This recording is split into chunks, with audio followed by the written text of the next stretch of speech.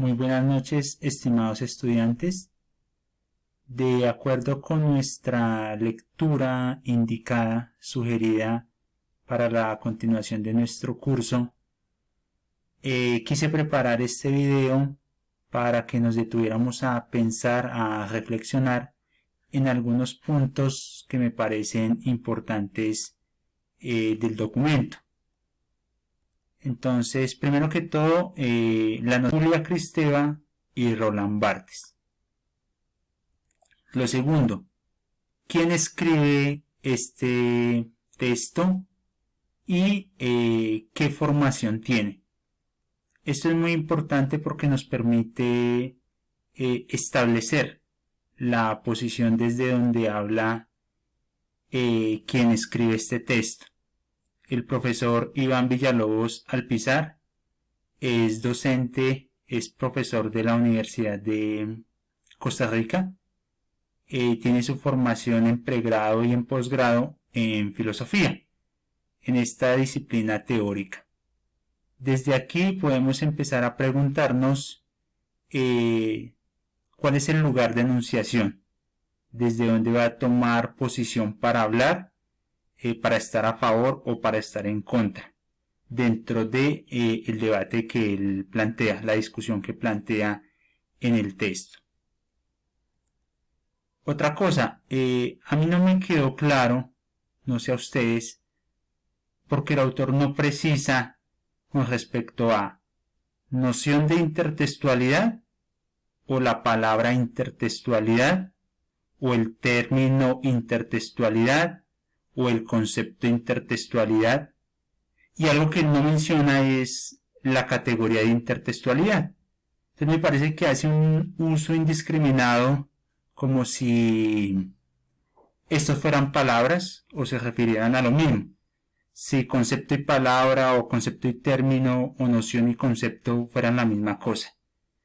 Ahí hay que mirar eso con detenimiento.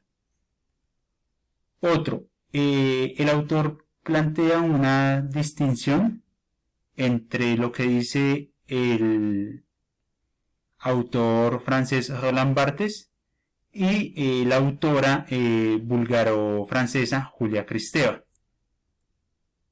Nos dice en principio que para abordar el término o la noción de intertextualidad, Roland Barthes hace un trabajo de análisis y de crítica.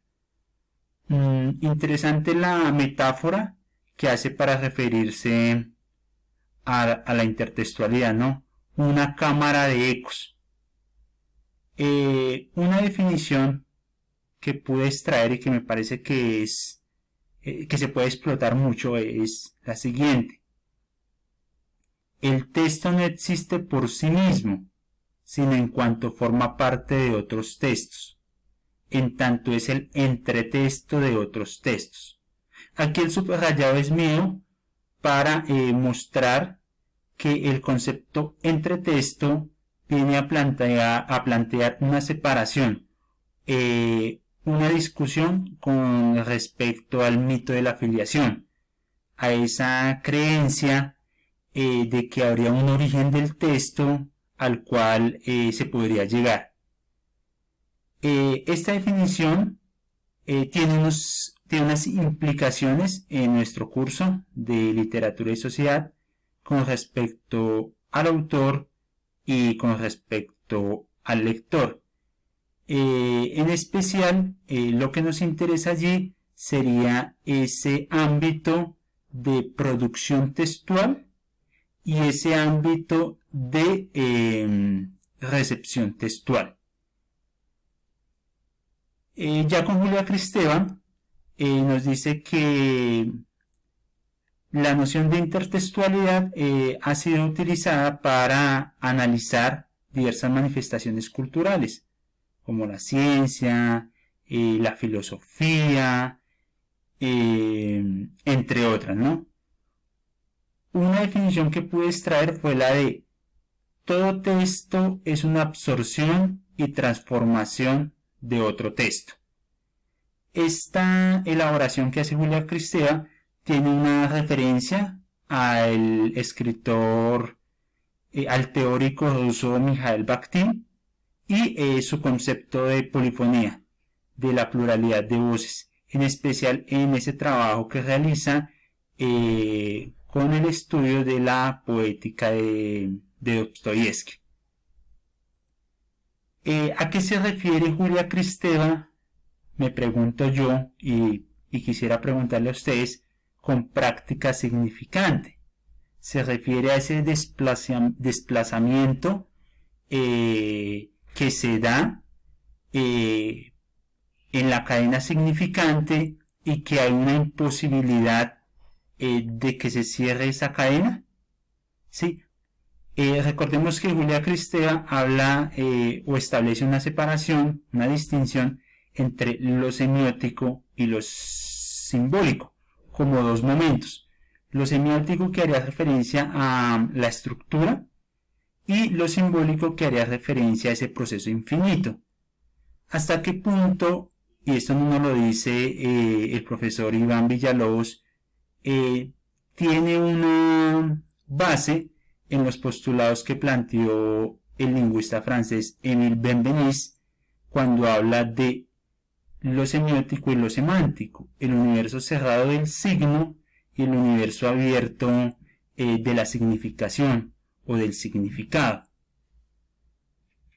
Me gustaría también que exploráramos mucho por qué Julia Kristeva decide sustituir el concepto de intertextualidad por el de transposición. ¿Qué razones, qué motivos da para ello? ¿Por qué esa presencia, esa construcción constante de neologismos en Julia Kristeva? Recordemos que ella nos habla de ideologema, nos habla de genotexto, de fenotexto y de semanálisis.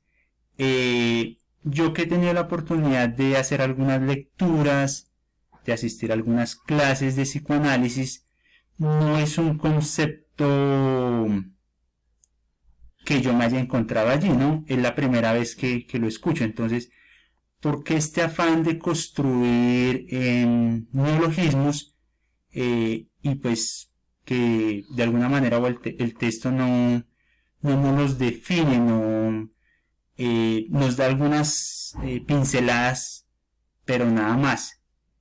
Este esquema que les planteo, se los dejo para que, pues digamos que revisemos un poco más el texto, es la invitación, y así podamos llegar a discutirlo.